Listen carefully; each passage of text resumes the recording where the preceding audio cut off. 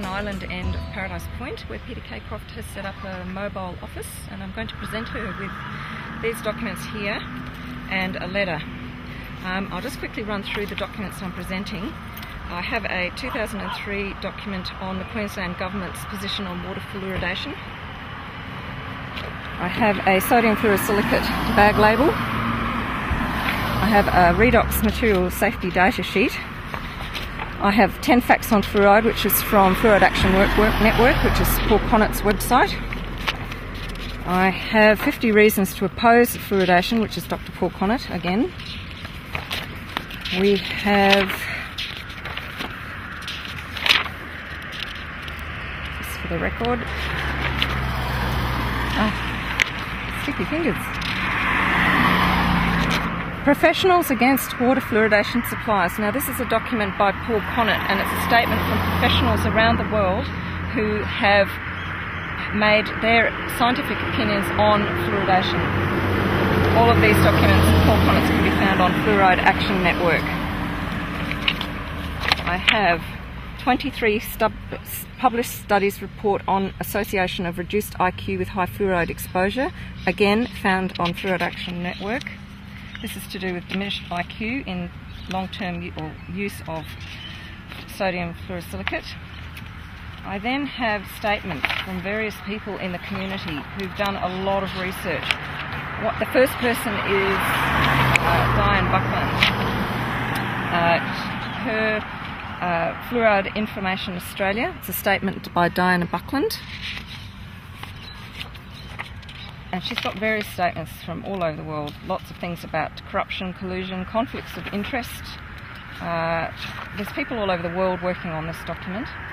Then I have a further statement from Diane Buckland with a lot of websites and research that she's done. So there's plenty of websites of up-to-date information. We're not talking of the archaic data, we're talking about current data. Very much against it. Dr. Kennedy is the past president of the International Academy of Oral Medicine and Toxicology, based in San Diego. One more. I have a University of York letter. It's the Department of Health Scientists, and this is Professor Trevor Sheldon, and this is dated in 2004, and it's a review from the British Medical Journal, and it's statements which mislead the public about the review's findings. And last but not least, I have a letter from Welcome Australia to the Honourable Anna Bligh from Anthony Hopkin, and he is talking all about the conflicts of interest involved with Queensland Health Department. Could I just ask, you're concerned because the local council has lost control of its water? Absolutely. The Gold Coast water is now state-owned. So the people have no say. They've had no say in any of this. This chemical's been dumped in the water. We're drinking it whether we like it or not, and it's ethically immoral to force a medication on people, especially without medical consultation. This is forced medication. Do you have any idea as to why tooth decay became such an urgent issue? There is apparently enormous dental decay in our community, which is still of great concern. But the thing is, dental decay is not from lack of fluoride. It comes from white sugar, poor diet. So, the facts are there, but these authorities won't factor in any of this. In fact, there's been no studies done. So how can they say it's a safe thing? How can they possibly say that a known banned toxic neurotoxin can be safe? So now I'd like to present my papers to Peta Croft. So we'll go on.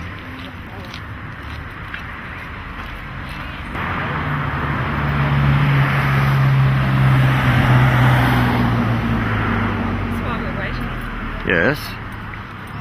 I just also want to mention that in the back of this document I have 3 flyers here. One is on Nobel Peace Prize scientists saying no to water fluoridation. I have a fluoride from Gold Coast Water Watch, and I also have, and that can be found on the net at www.qawf.org, so people can read up about this. And I also have a flyer, mass medication, so no to fluoridation, which is at qawf.org. to present all of this to Peta Croft.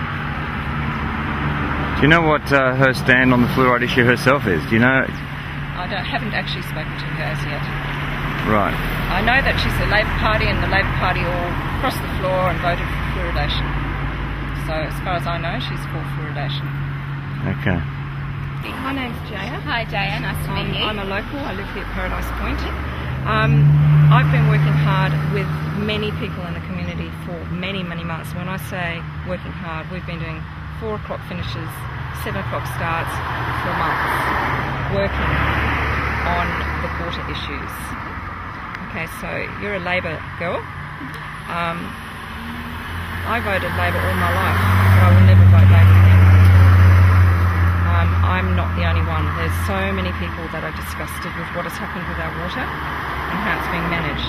So what I'm presenting you with is a letter. I would appreciate it very much if you could read this. This has actually gone on to camera. So the contents of this letter is on camera. And these are up-to-date, referenced work from people all over the world. So if your government can tell the people that it's got the most up-to-date, I disagree.